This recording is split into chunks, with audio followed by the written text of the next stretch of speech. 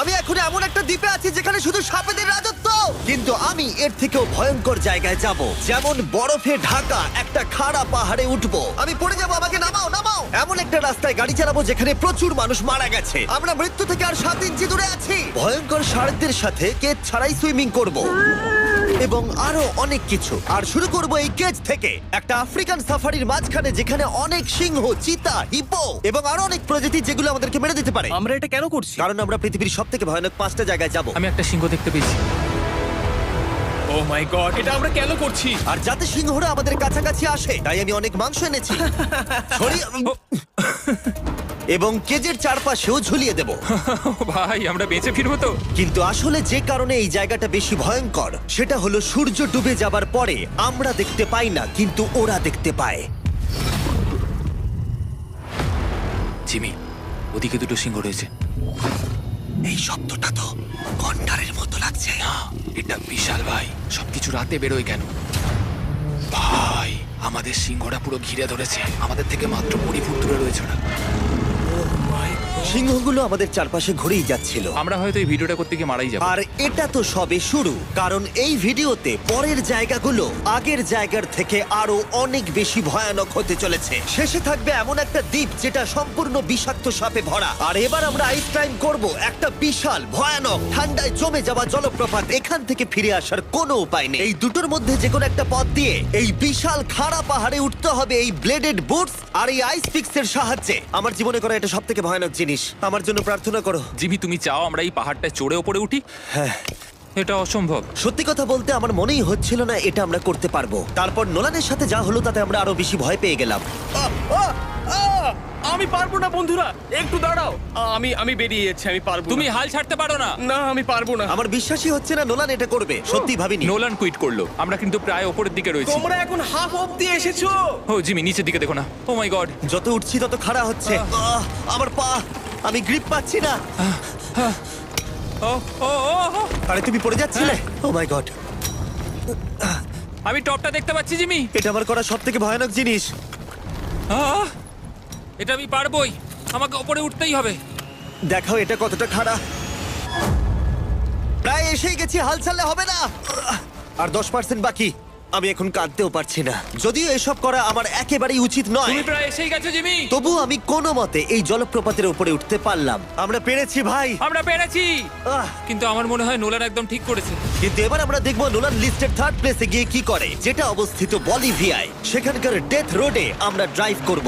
আর এখন আমরা রয়েছি পৃথিবীর সবথেকে বিপজ্জনক রাস্তায়। এই জায়গাটা যে কোনো স্কাই স্ক্রিপারের থেকে অনেক বড়। আমি বুঝতে পারছি না আমরা কেন এখানে এলাম। মিথ্যে বলছি না, এই রাস্তায় অনেকজন মারা যাওয়ার কারণে এই রাস্তাটা 1 যুগ আগেই বন্ধ করে দেওয়া হয়েছিল। এই রাস্তায় গড়ে প্রতি বছর 300 জন মারা যেত, কিন্তু আমাদের কাছে গভর্নমেন্ট পারমিশন রয়েছে, তাই আমরা এই রাস্তা দিয়ে যেতে পারি। পারমিশন না পেলে খুব ভালো হতো। চিন্তা করো না, কিচ্ছু হবে না, না। আমার তো চিন্তা হচ্ছে। এবার বুঝতে পারছি কেন ডেথ রোড বলে। কিন্তু তুমি এমন চালাচ্ছ জানো এটা খুব সাধারণ রোড। ও। দেখো তোমার জীবন আমার হাতে রয়েছে, তাই তুমি এরকম না, তোমার জীবন আমার হাতে রয়েছে। দেখো স্টিয়ারিংটা মনে হচ্ছে কেঁপে উঠলো। থেকে হাত সরিও না। আমরা এখন মৃত্যু থেকে মাত্র 7 ইঞ্চি দূরে আছি। আমরা খাদের খুব কাছে রয়েছি। সাবধানে সাবধানে সাবধানে। বলছো, এটা কি ও মাই flash করছে? গড, আমার লাইফ ফ্ল্যাশ করছে, ফ্ল্যাশ করেই যাচ্ছে আচ্ছা, বারবার। আর যদি তোমরা ভাবো এটাই সব থেকে বিপজ্জনক, তাহলে বলে রাখি আমাদের রাস্তায় আরো 3টে বিপজ্জনক স্পট বাকি আছে। রাস্তা আস্তে আস্তে আরো সরু হয়ে যাচ্ছে। এই জায়গাটা কিন্তু খুব সাবধানে চালিও। Oh my God! দেখো ওই জায়গাটার টায়ার কিন্তু মাটিতে থাকবে না, দেখতে পাচ্ছো? হ্যাঁ, সেটা আমি দেখতে পাচ্ছি। ও মাই গড, দেখো খাদটা ও, কতটা দাঁড়াও। গভীর। নোলান, তুমি কি একটু গাইড করতে পারবে? অবশ্যই, গাড়ি থেকে নামতে পারলে খুবই খুশি হব। ও দেখো পড়ে যেও না ভাই। এটা কি? একবার দেখো খাতটা কতটা গভীর। সত্যি অনেক গভীর। এখান থেকে একটা ওয়াটার হ্যাঁ, এখান থেকে আমাকে বার করো। ঠিক আছে। এটা তো পাগলামো ভাই।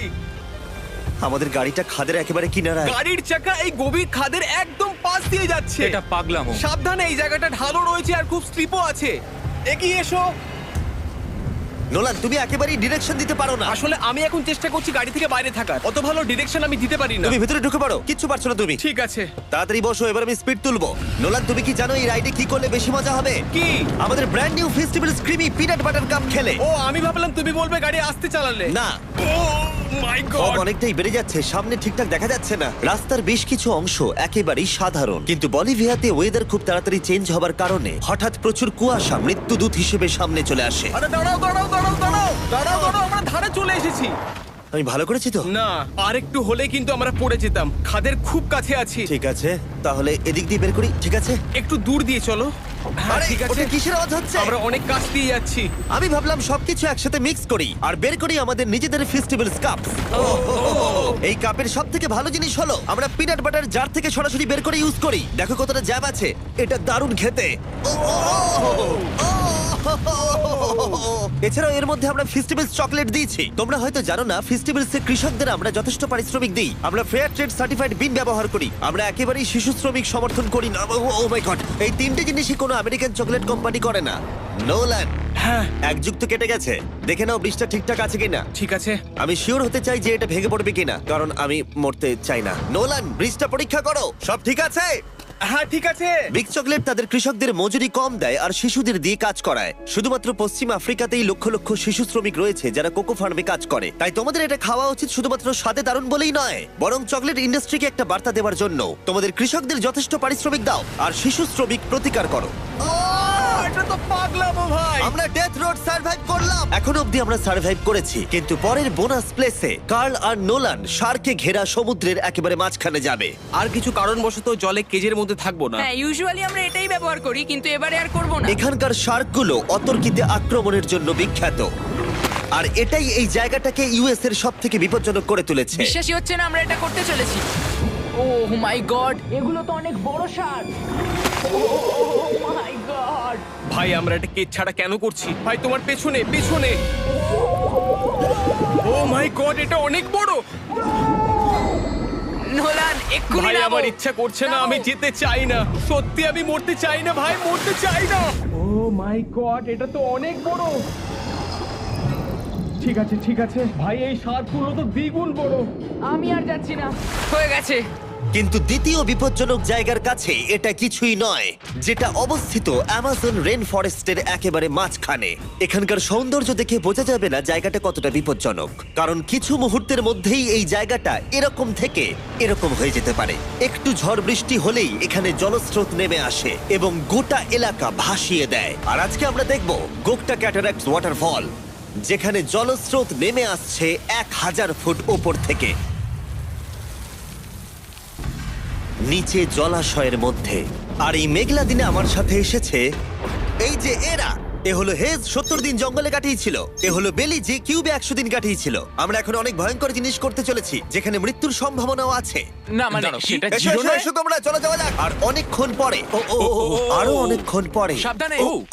সব থেকে পিচ্ছিল জায়গায় ট্রেক করা, বিশাল খাড়া জায়গায় যাওয়া যেখানে এখনো মানুষের পা পড়েনি। বেঁচে গেছি। আমরা শেষ পর্যন্ত গন্তব্যে এসে পৌঁছলাম। এটা একটা ওয়াটারফল, দেখতে পাচ্ছ তোমরা?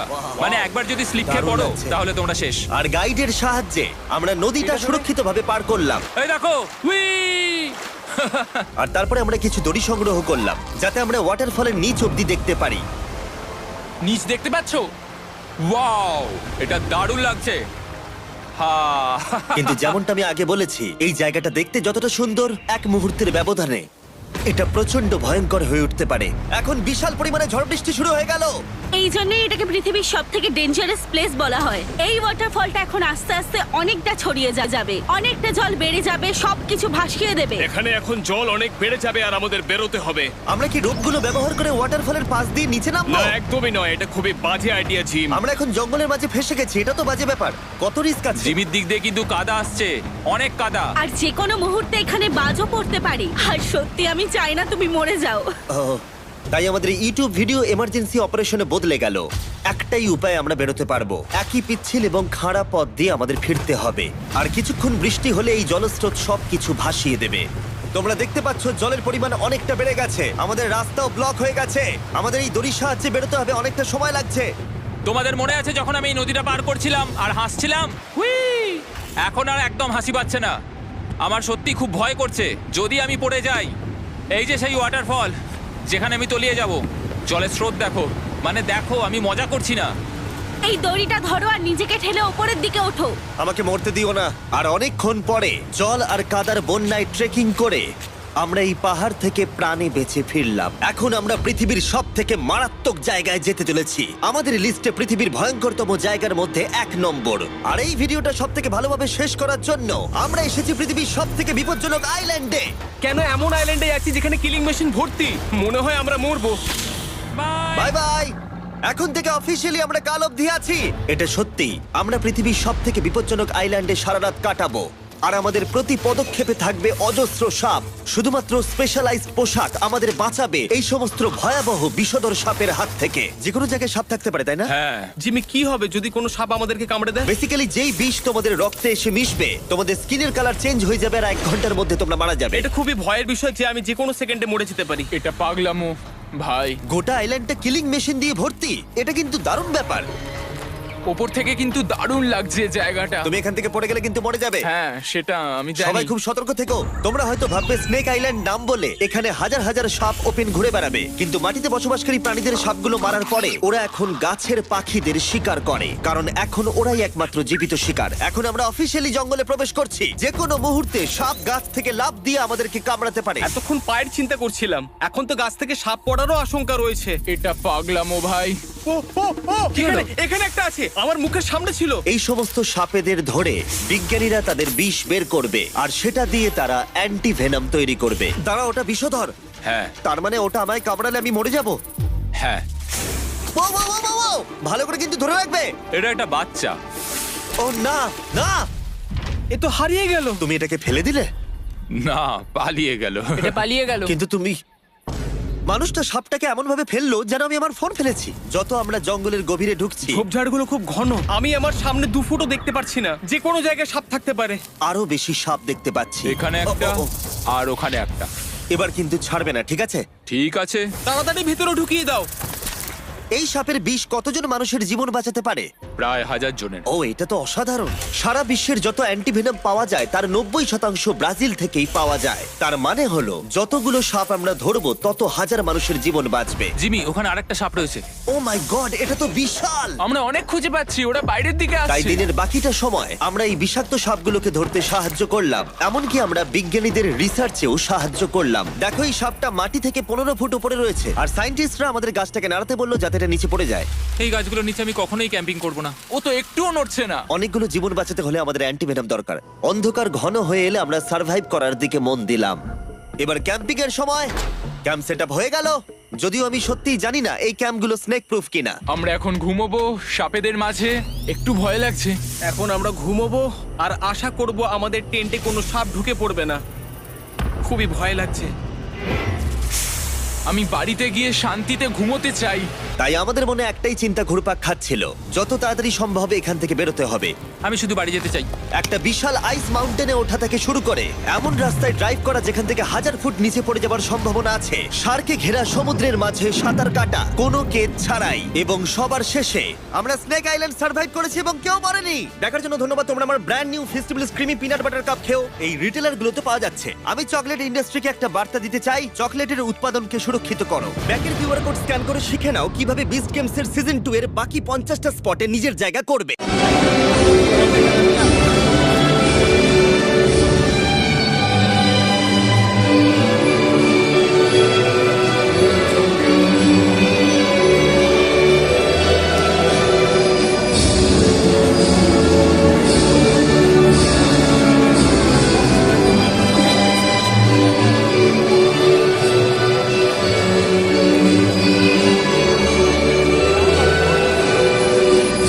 Another last time here.